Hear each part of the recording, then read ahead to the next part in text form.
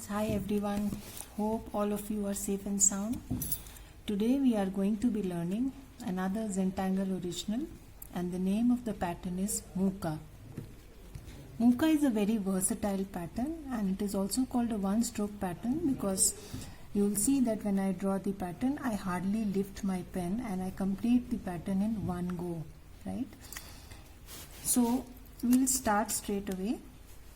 The basic pattern Mooka starts like this. I come back,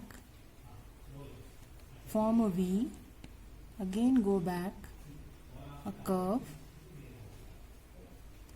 again come back, again go back, a curve, again come back, again go back, form a curve, again come back, go back. So that's the basic pattern Mooka, right? Murray also called this look of the pattern as infold because basically all the curves are folded inside, right? Alternatively, what you can do is the curves, especially the beginning few, can cross each other, right, like this, which is called the unfold look.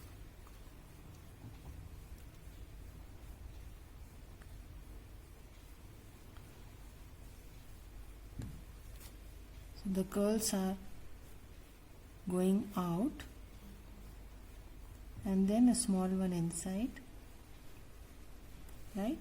So this is also Mooka, is the unfold look. Alternatively, there is one more way. You can add these pods or head like shapes at the end instead of simple curve, right? So I am going to be repeating the same exercise with these pod like shapes, what they called as Mooka pods,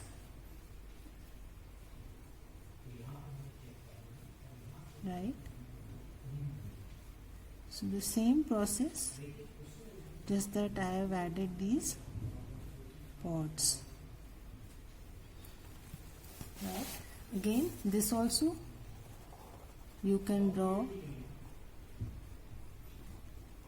unfold, right? So they can go like this, again come back, again come down, form the V shape, again go back, again come down,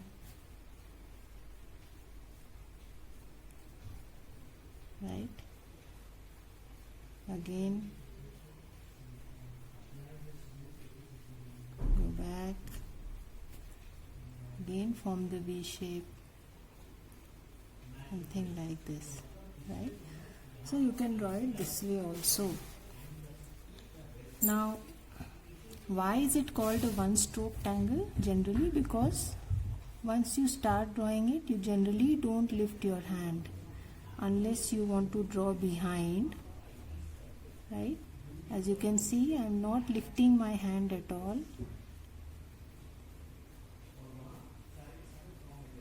right? If you want to draw behind, then probably you may have to lift it a little, but otherwise Mooka is a one stroke tangle. So there are different ways you can arrange this tangle and the look varies.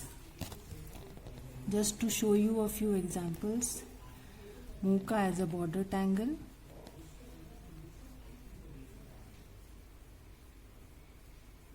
right?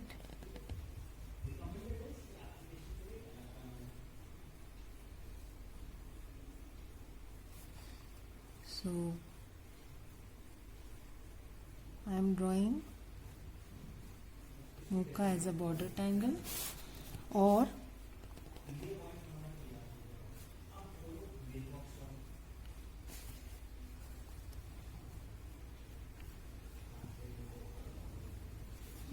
you can draw leaf shapes like this. or not draw the shape, straight away draw the muka, right?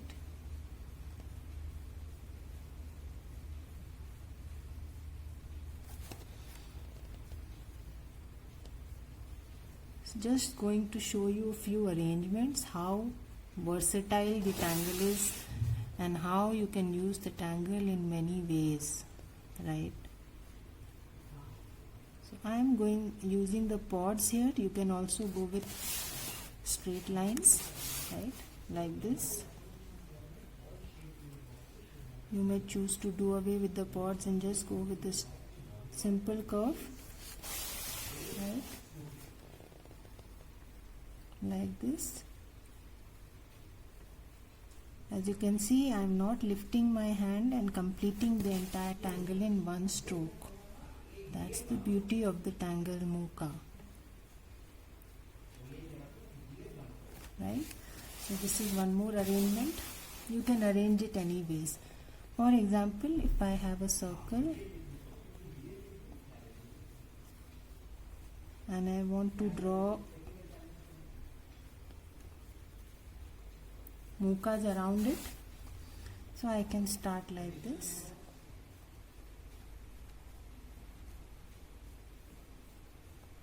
You can draw a mix of infold and outfold mukas also, right? Again,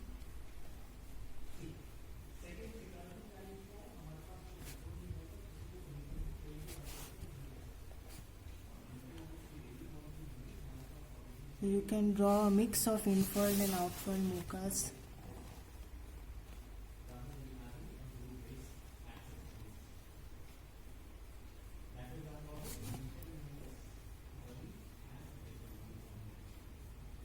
So you can decorate your shape all around. You can see how. So you can use few infold, few outfold, unfold, sorry.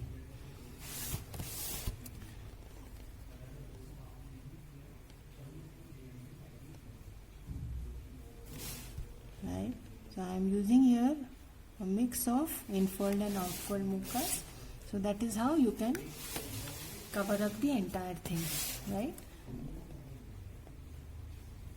You can already see how it is looking.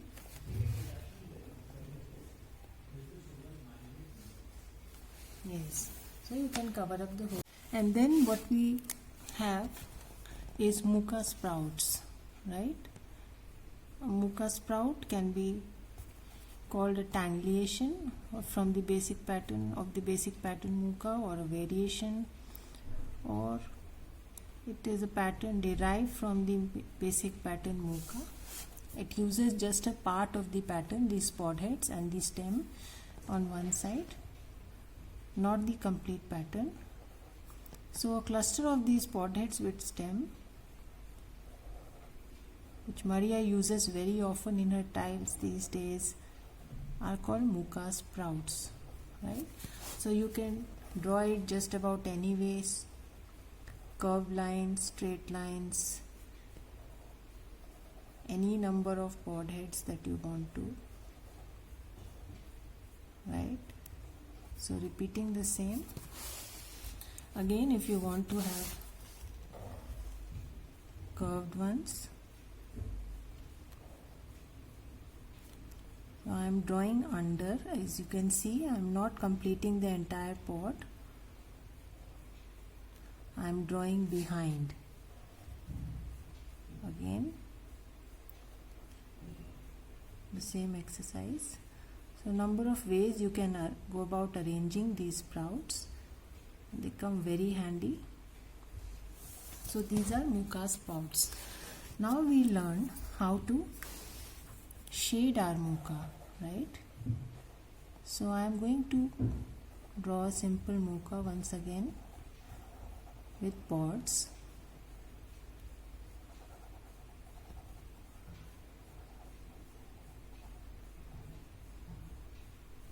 So there are a couple of ways that you can go about shading it. you can add some graphite on these spots, right, and smudge it.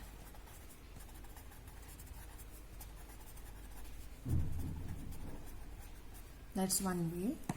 You can also add some graphite at these V points.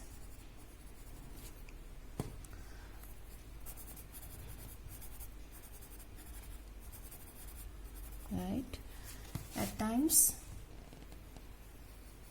ochre is also shaded on the inside here, right? So there are no hard and fast rules. Again, you can go on and shade in the fourth way. Generally, it is shaded in this manner. You can also add graphites here in between, for example like this, and shade it in patches, right? So either the pods or the V shape or inside or in patches, it is totally up to you how you want to go about shading your mocha. So how do we create tangulations with mocha? I'll just show you one example. Right, so we have these spaces left in between. You can see this space, and this space. So instead of leaving the space empty, what you can do is fill up this space with different angles and create a tangulation. For example, I filled up this space with tipple, right? Or you can go ahead and add some crescent moons.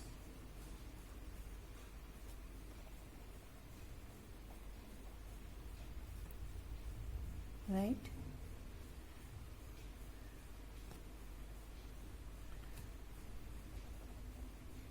So I am creating a tangulation, adding another tangle to the original pattern mocha,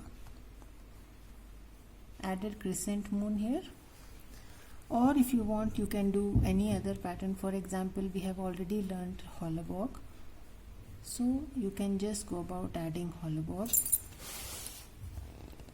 right? This random.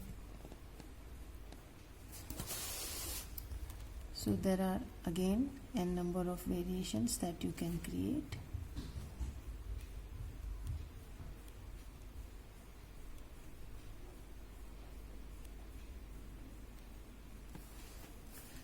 Right? So you can add hollowbob also. So that's also one way, and I have created a variation or a tangulation. Mocha is also used, if you remember, we had drawn the pattern flux like this, right? So this was Rick's version of flux. Maria uses mocha for drawing flux. So when Maria draws flux, she draws it like this.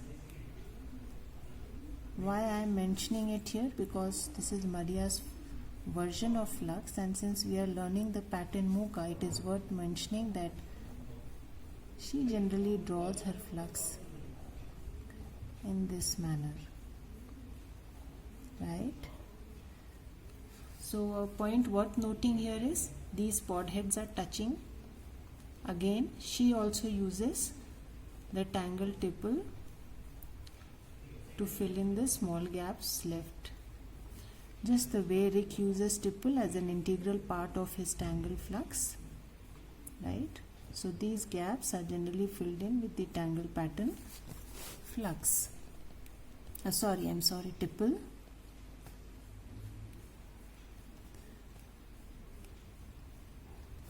So that's how Maria draws the pattern flux.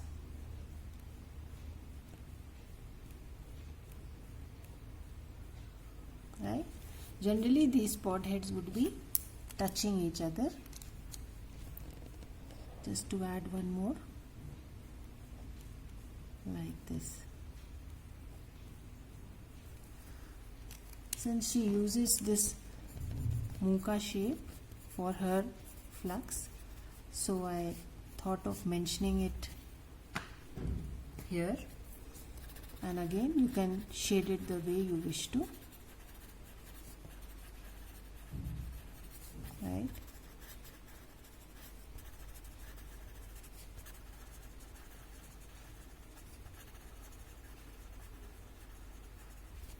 So we'll go through what we have already learned quickly. So this was the original pattern Muka. This is basically infurled where the heads are inside. This is unfurled Muka where the heads cross each other. This is Muka with pod heads, or you can call it heads or pods, anything you want. These are again unfurled Muka, right? And generally Muka is called a one stroke tangle because when you start making it, drawing it, if you don't want the heads to cross or you don't want to draw behind, then you can complete the entire tangle in one stroke, right? These are some of the ways in which you can use Muka, right? You can draw any shape and go around decorating it with infurled and unfurled Mukas, or just like a flower or like a border tangle.